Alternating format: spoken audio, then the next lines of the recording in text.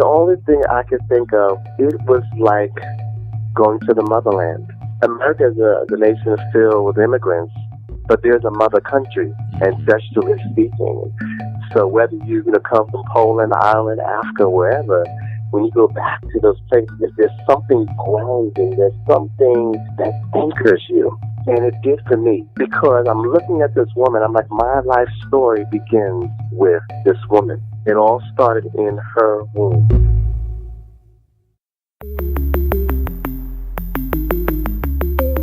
Who am I? Who am I? Who am I? Who am I? Who am I? Who am I? Who am I? This is Who Am I, Really? A podcast about adoptees that have located and connected with their biological family members.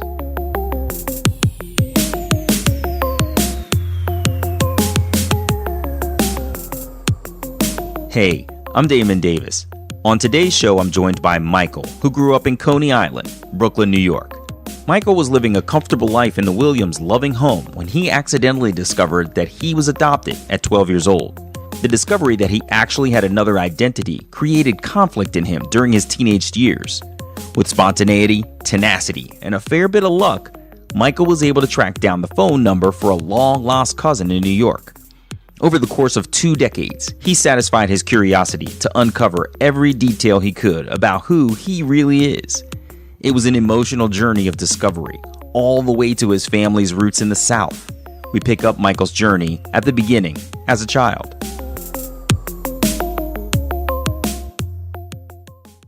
Michael was raised with 6 siblings, some biological to each other, and many foster children who moved in and out of their home over the years. His parents cultivated a family environment for everyone, including him. In my world, I always, thought that I was born in Brooklyn. That was my starting point. And of course, later on, I discovered that I had been adopted into the family. But I started as the Williams foster child, and my adoption wasn't made final until I was 6 years old. Even at that point, there was never any differentiation between, these are the biological children, or these are the adopted children, or these are the foster children, because I remember growing up in a household that was filled with foster kids coming in and out, not ever realizing that I had once been in their shoes.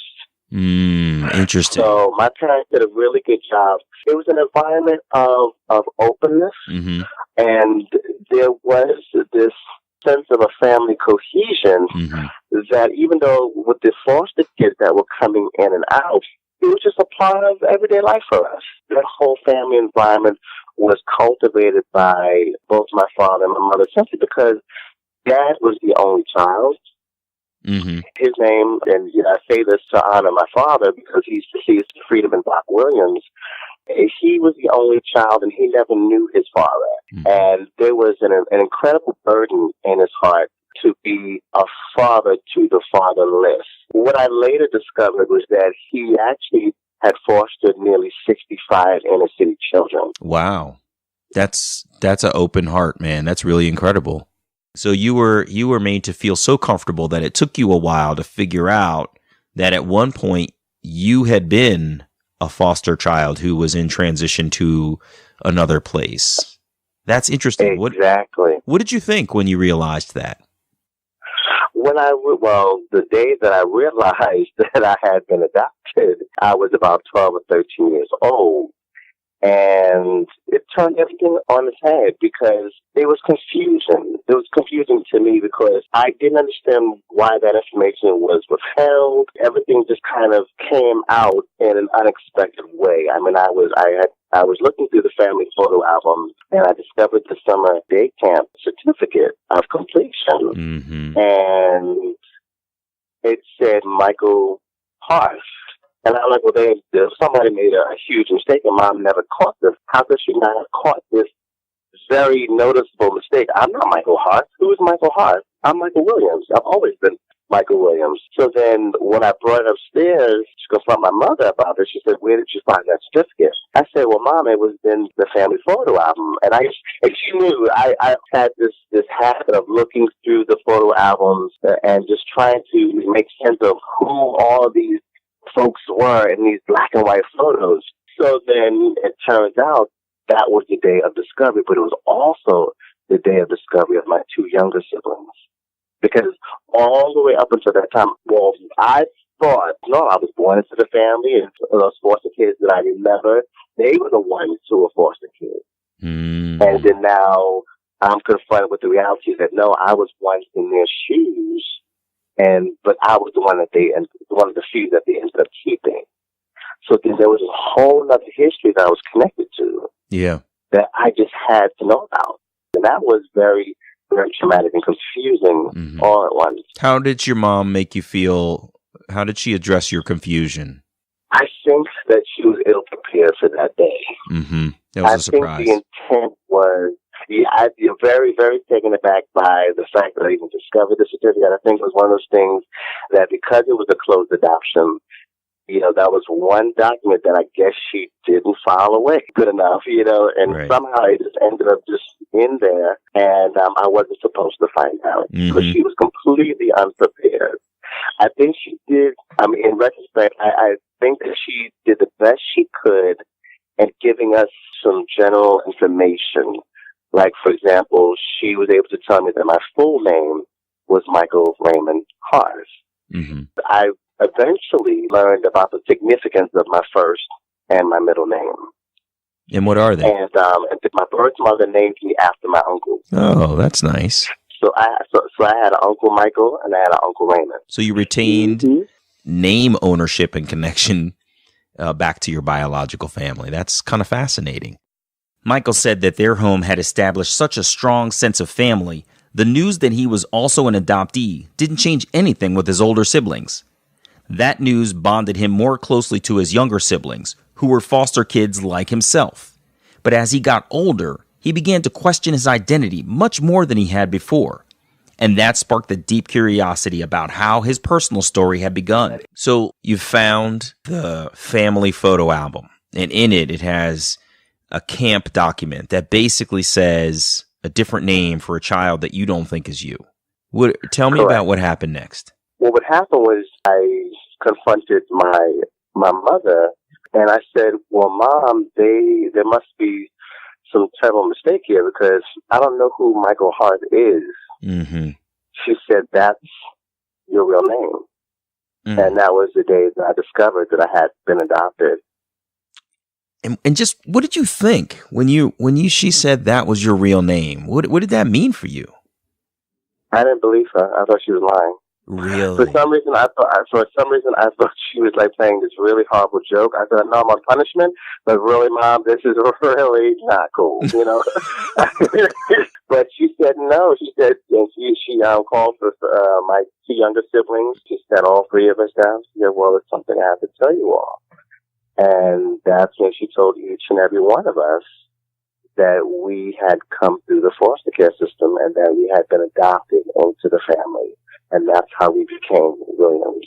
So, wow. Being the oldest of the last, set of kids, I had, myriad of questions, and I was just firing them off, and my mother was like, I don't know, I just don't know.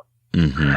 And that didn't sit well with me because I'm like, well, I got to get these answers. I got to know. I have to know. And it did bond me closer to my two younger siblings because now we're looking at each other saying, oh, my God, so all three of us were foster kids and were adopted. And now we're kind of wondering and wishing together, that maybe one day we could get some answers and, reconnect with our biological families at some point in our lives.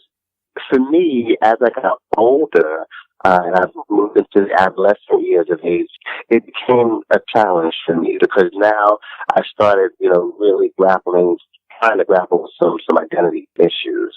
So in the household, there wasn't this assurance that I was a part of this family continuum. I knew who my immediate family were, but who were my grandparents? Who were my great-grandparents? Where did they come from? I see. There really wasn't much of that. Finding out that I had been adopted was right before I went right into the adolescent phase of my life.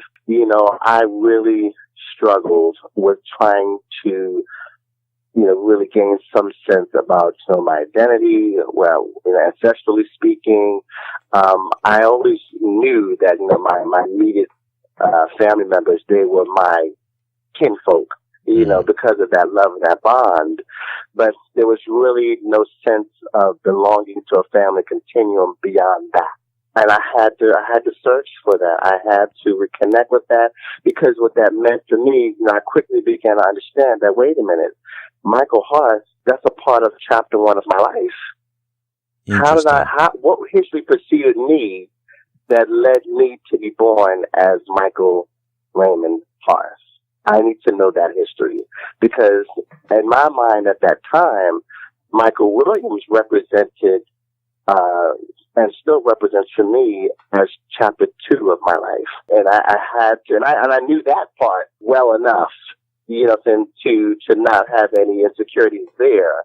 What really exacerbated the feeling of maybe wanting to pursue the family, my biological family, was, I guess after a couple of viewings of Roots. And being a man of African, American descent, the only things that I had to go off of in terms of the history that I come from in America was enslavement. Mm-hmm. And the period of enslavement and the process of trying to become free again. And that really didn't do much to ensure a very healthy self-esteem.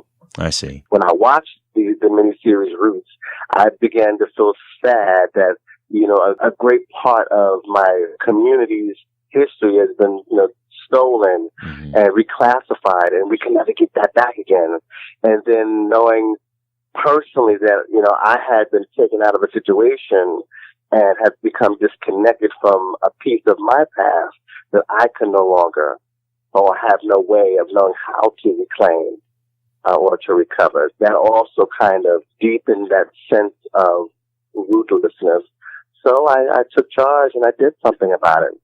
So in 1996, just days before his 18th birthday and the day before Thanksgiving, Michael launched his search. He had compiled information about his adoption for years from his mother that he would use to finally find his biological family.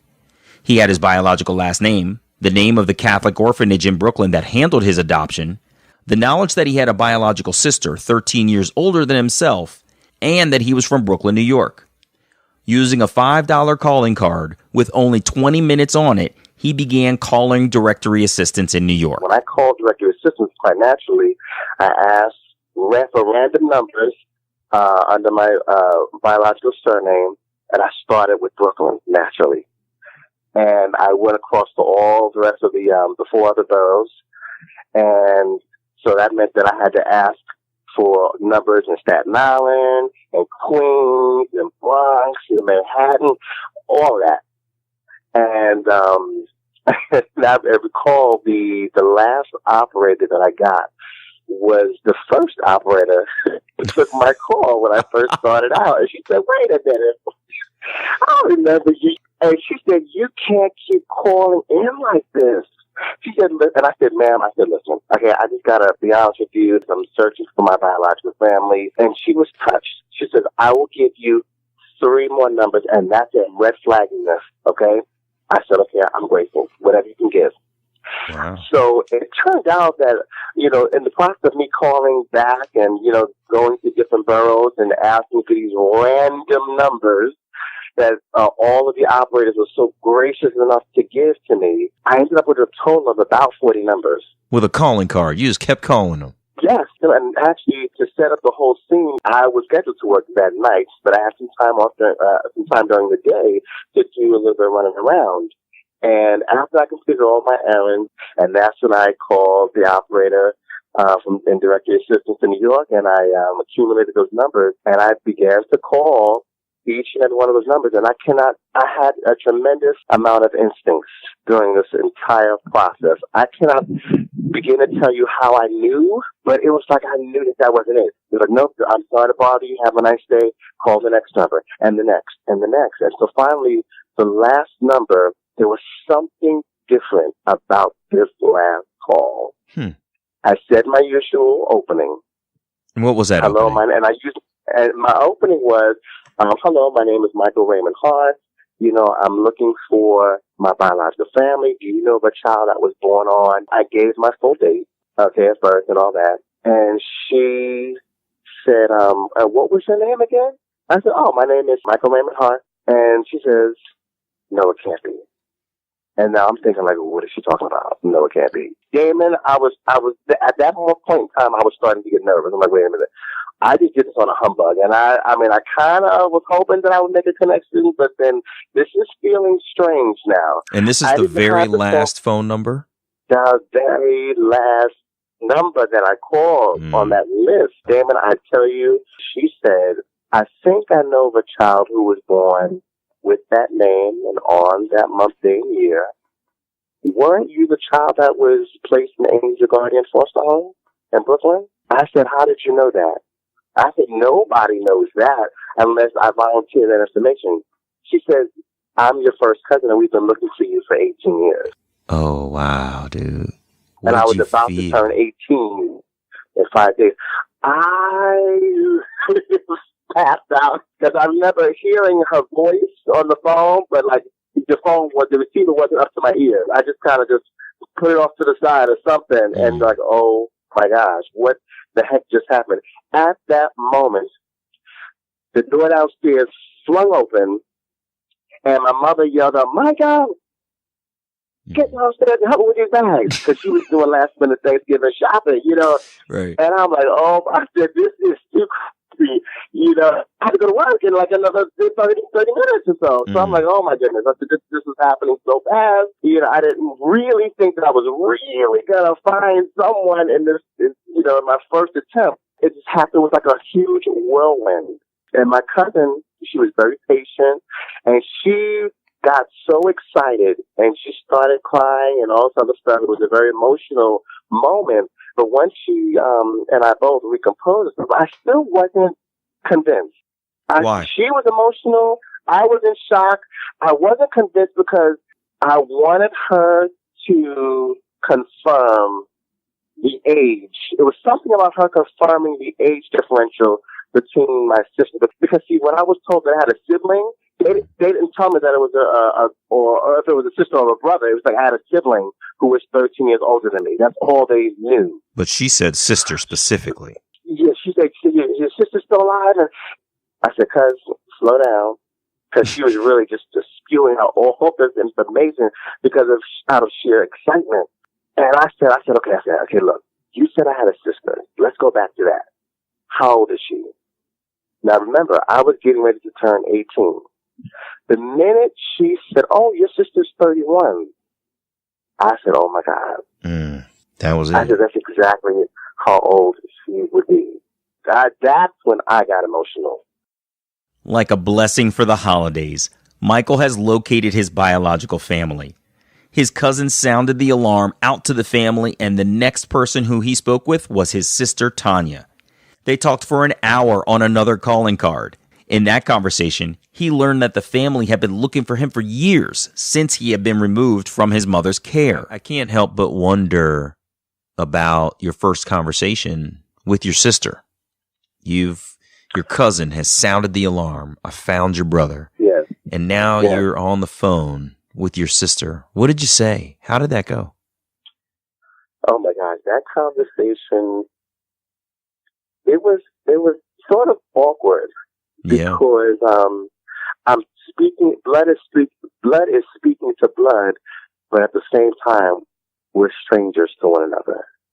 So I had to, from my point of view, I felt that I didn't want to be overly excitable on the phone. I really kind of was cool, calm, collected, and I said, you know who you're speaking with? She said, yes, I know who I'm speaking to.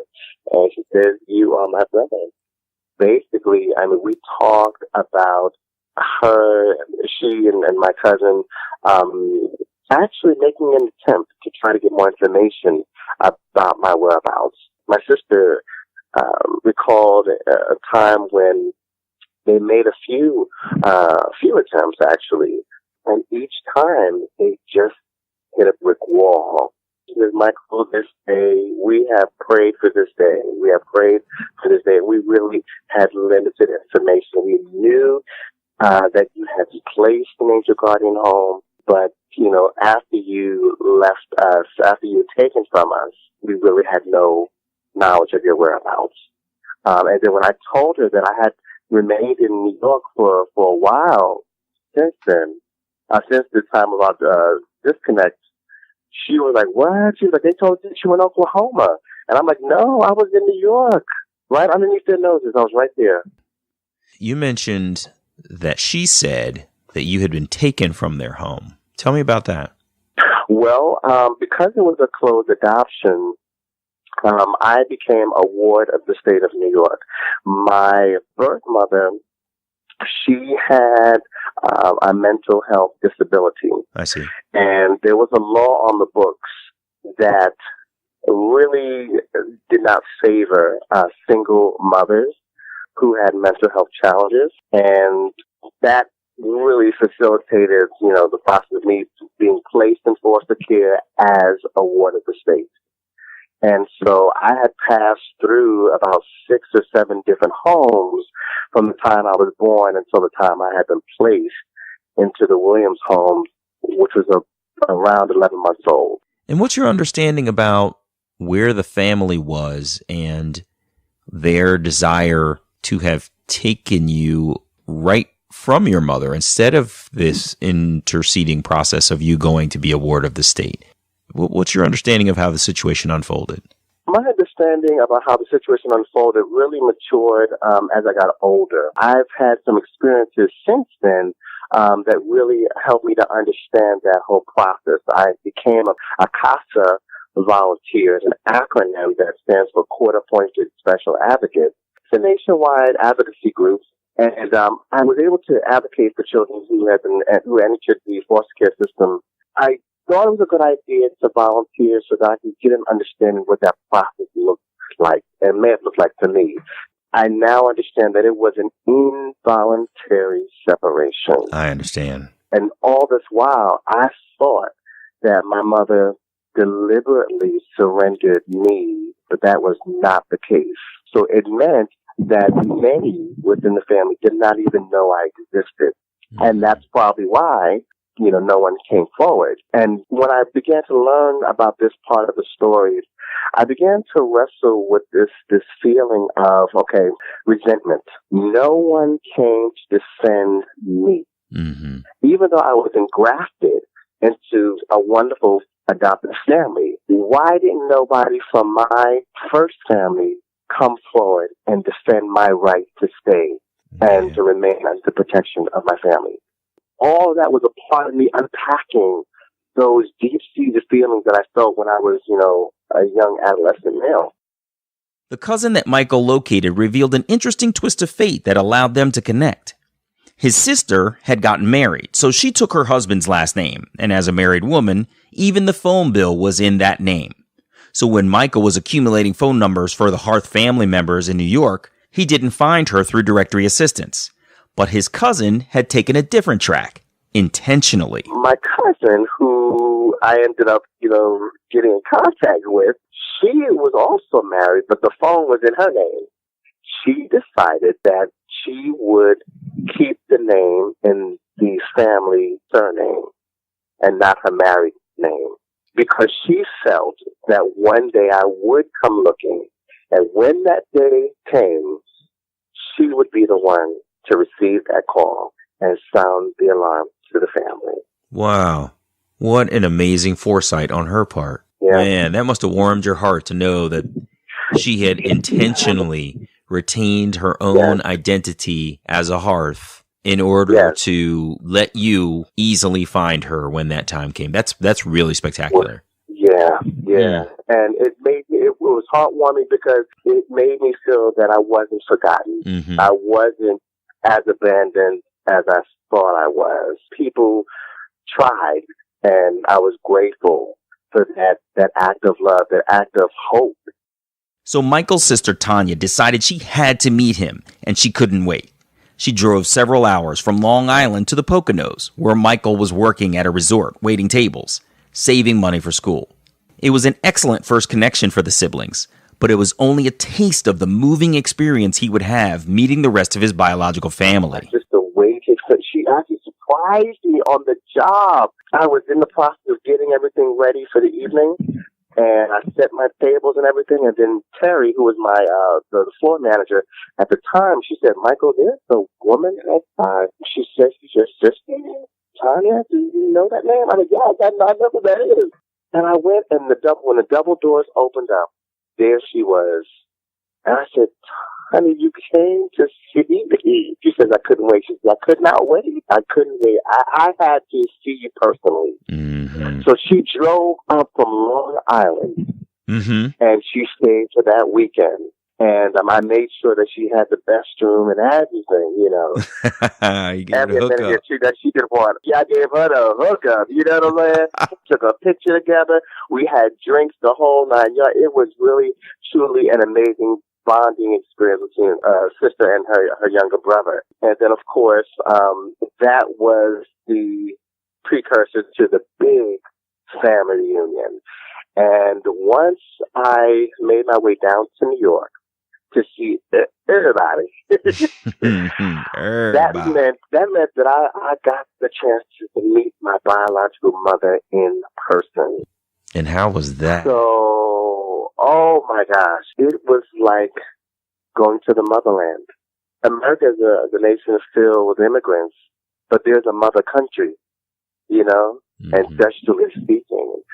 So whether you come from Poland, Ireland, Africa, wherever, when you go back to those places, there's something grounding. There's something that anchors you. Mm-hmm. And it did for me. Because I'm looking at this woman, I'm like, my life story begins with this woman. Started in her womb, chapter 1 of my life. She has, these piercing set of eyes, and I could tell because of her health issues, her mental health issues, we were kind of limited in the way that we were able to fully interact. Yeah. But her eyes talked. She had the kind of eyes that could see right through you, but they were loving. Mm. I felt passion. I could see hope in her eyes. And she just looked at me. And it was just extended stare between the two of us. And then she said, "You are my son." She said, "I know you're my son." She knew it. And she could identify you. She knew, yes. She was a woman of few words that night. But she knew she had to say that. And how did that make you feel? I was like, wow. It felt validating. I felt validated because I knew that I was secure in the fact that my adopted mother, I was her son, and looking at chapter 2 of my life, that is my mother. But I needed to know that I wasn't forgotten, that I wasn't a throwaway. I needed her to say to me, "I know who you are. I recognize you." I just needed that. That moment in time was just fabulous. And I will never forget, we said grace over the food, and we held hands. We stood around the food, and we prayed, and it felt like a tremendous homecoming. I was not expecting that. That's right. At all. And I forgot that you said it was 4 weeks after Thanksgiving that you met them. So this is a Christmas dinner, homecoming, reunion. Wow. Yes. But it wasn't met with any, it wasn't without any opposition, of course. Tell me about that. Before I ventured down, I had a very heart-to-heart conversation with my adoptive mother, who absolutely forbade me to go. She was scared. She was overprotective. She still didn't understand, because even up until this point, by this point, my mother knew what had happened. It took her a while to process. Yeah, so then, tell me, I apologize for cutting you off, but I realized that we didn't really go to the point where you are on the phone with your first cousin, and your mother is barking at you to come help her with these Thanksgiving groceries. And I assume at some point you had to get off the phone and face your mom. Tell me a little bit about how it unfolded when you finally got off the phone, and at what point you decided that it was the right time to tell your adopted mother what had transpired. Well, actually, after I helped my mother unload the car with groceries, it just slipped out. I said, Mom, you won't believe what just happened. And she said, what? I think I found my biological family. She says, oh, okay. Now put that jar of jelly in the cupboard up there. Mm-mm. And she kept directing, where she needs the groceries place. She heard it, but she really didn't hear it. Yes. It wasn't until later that night when I came home from work, I asked to use the phone, and I made the call, and I spoke to my cousin and Tiny and all that. After those calls had been made, then my mother called me into her room, and she said, I want to talk to you about something. That was the most awkward experience. The tension was very thick because I began to feel that my mother resented me for having bothered to look without consulting or confiding in her. And I was put in an awkward position of having to explain, well, I really didn't believe that I would find them, but I mean, it was just on a humbug, and, I'm trying to, You're backtracking. soften the blow, as much as possible. But then at the same time, I couldn't deny the fact that I was happy about the discovery, even though I clearly could see that she was not thrilled at all. But I was not going to Deny yourself. myself. Those kinds, and I didn't know how to console my mother any more than I thought I could. I said, nothing's going to change between the two of us, but I have to do this. And unfortunately, I went throughout that entire reunification process without the support of my biological family. Did you get the impression that had you been, and I don't mean to make any judgment as to how this unfolded for you, did you get the impression that had you included her in your desire to search more openly, that your discovery of your biological family might not have been as much of a blow, a surprise? I do. I really do believe that it wouldn't have been much of a surprise, and it wouldn't have been met with such resistance. But you know something? I was in a flow. I felt spontaneous. It happened so spontaneously. And you know what?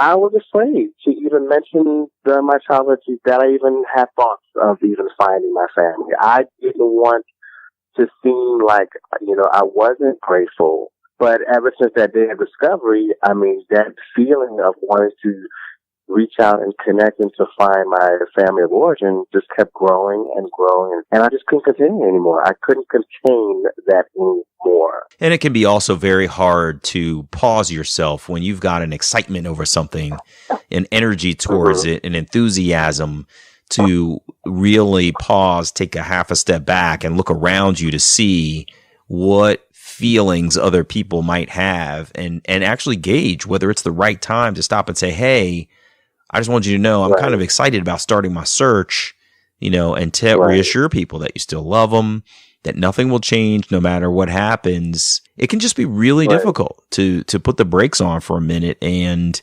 gauge when the appropriate time to share your search with your adoptive family is, unless it's been an open topic from the very beginning.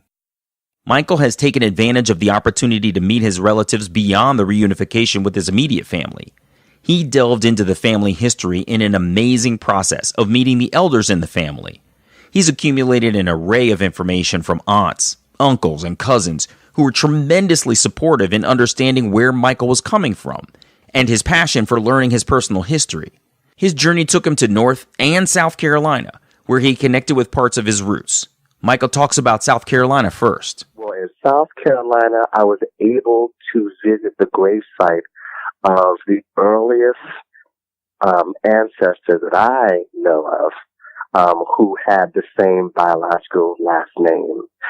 His name was Daniel Harst, and he was born in 1836 and died in 1915. I actually visited his gravesite. Wow, that's spectacular. Damon, it was emotionally jolting for me because I dare to say that I'm probably the first biological descendant, that was able to trace the family that far back in history, and then identify an actual grave site that's still standing, that's still virtually well intact. And I'll never forget it. A cousin led me to the burial site, and I will never forget when we turned down that dirt road and we took it all the way to the end. It was a dead end, but it opened up, and it was just, you could tell, you could feel the history down those parts of Orangeburg. And we parked the car, and we broke out, and we kind of scoured, all four corners of that cemetery. And so finally, we made our way back to the car, and there was this presence that I kept feeling. I said, I know Daniel is here. And I just kept thinking about the painstaking time and energy spent and scouring through genealogical records. And I said, this is like the pinnacle of my research pertaining to this particular ancestor. I said, I've got to find his grave site. Yeah, you're there. You got to find it. I'm there. He's got to be here. He's got to be here. Damon, one of my cousins that came with us, said, Michael, maybe he's behind you. I turned around, and there he was. Are you serious? That's incredible. When I placed my hand on that headstone, it was a beautiful obelisk, this beautiful inscription. I placed my hand on that headstone, and something came over me. Damon, I began to weep so hard. And I tried very hard to control that energy because I felt embarrassed. A moment ago, we were just laughing and having a good time. And now I'm bawling my eyes out. Yeah. And I remember Cousin Jespo was like, just go ahead and just let him know what you want him to know. And I just, the only thing that could come up was thank you for surviving slavery. I also had researched him back during the pre-Civil War era. And this ancestor had been enslaved. I have the document where he was sold at 8 years old with the rest of his family for $1,321.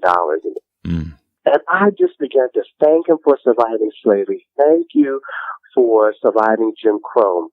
In North Carolina, his research also took him back to the pre-Civil War era in America.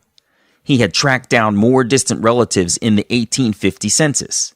It could be challenging to go back that far in history to determine whether a black American was a free slave in those days. Michael confirmed that his relatives were free, but he discovered that they had an astonishingly similar experience to his own. But I noticed something peculiar. I found them in the 1860 and the 1850 free schedule census, but they were living in a Williams household. And I said, wait a minute, this is unusual. So I had an opportunity to go down to the North Carolina State Archives in Raleigh, and I presented this find to the clerk, who then mentioned, had I ever considered that maybe my ancestors could have been orphaned. I said, no, that thought never came across my mind. I see. He says, usually the courts would appoint them to a caretaker. In this case, the alleged Williams, that was the guy who was listed as the head of household, but my Evanses were listed as the children. So I gave it a shot, and lo and behold, we found a document that had my birth date, November 29, okay? But the year was 1851, 127 years before I was born. I'm looking at a document that shows that my biological great-grandfather and his siblings are classified as orphans in North Carolina, placed in the care of William B. Williams. What? I was shocked. I was stunned. You were placed into adoption, into foster care, ultimately into a Williams family, and you've discovered that the exact same thing happened with your own family 127 years prior. Oh, man. Yeah, I just got a chill. That's unreal. That's unreal. It was mind-blowing. But to know that I went through foster care, situation in my own life, that completely floored me. Michael learned that his biological father had been in and out of his biological mother's life. Through his genetic genealogy expertise, he was able to track down some cousins on his paternal side. He's spoken with cousins from that side of the family, but he's decided that he's not going to pursue a relationship with them at this time. Still, he went and visited the neighborhood where his parents met in Far Rockaway, Queens, and he feels connected to his origins after walking the streets of the neighborhood where his parents met. Along those lines of genetic expertise, he focused in on some of the health issues that might affect him directly. And I also noticed, too, just being health-minded, that the issue, or the awareness rather, not so much issue, but the awareness of being genetically at risk for prostate cancer was very important for me to find that out so that I can become proactive in disease prevention and just kind of make healthy changes in my diet. My disease risk was, I think, double the national average. I think it's so fascinating to kind of have that kind of, to be empowered by the information, to make necessary changes to kind of, just be disease prevention minded. That's so fantastic. Really modern technology has enabled us to do DNA testing on a consumer level so that we can make these kinds of investments and, eliminations in our health and in our activities in order to pursue, even greater health going forward than we probably normally would have. So that's really fascinating. Michael, your story has been really unbelievable, and I'm so thankful to you for sharing it with me, both for purposes of understanding the importance of one's genetic, genealogical makeup, the historical research that you did, but most of all, just the fulfillment that you've gotten from reuniting with your biological family. You sound like you've really reached a place of wholeness, and I'm really happy for you for that, and I appreciate you sharing your story for other adoptees' benefit, so thank you. Thank you so much, Damon. Of course, Michael. All the best to you. Thanks so much.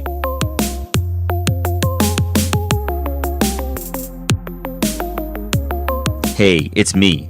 How interesting was it to hear that Michael discovered his own adoption by accident and then realized that he had once been one of the foster children whom his family nurtured over the years? He sounded like he was really thankful for his place amongst his family in a very loving home. Like so many adoptees, Michael admitted that once he discovered he was adopted, he couldn't deny his curiosity. Of course, he admitted that if he had included his adopted family in his search, his mother might not have resisted him finding his family and reuniting with them over the holidays. As he was telling his story, I was imagining his family gathered around the table, thankful for all of the blessings their family had received, including Michael's return. I think it's just awesome that he felt such a deep urge to know more about his own origins that he would take up genetic genealogy coaching. He used those skills to trace his own roots as far as he possibly could to the beginning of the Harth family in South Carolina and the Williams household in North Carolina that seemed to be the blueprint for his own upbringing nearly a century later. I hope you'll find something in Michael's journey that inspires you, validates your feelings about wanting to search, or motivates you to have the strength along your journey to learn, who am I, really? If you would like to share your story of locating and connecting to your biological family, visit whoamireallypodcast.com/share. You can also find the show on Facebook or follow me on Twitter @WAI Really. This show was edited by Sarah Fernandez.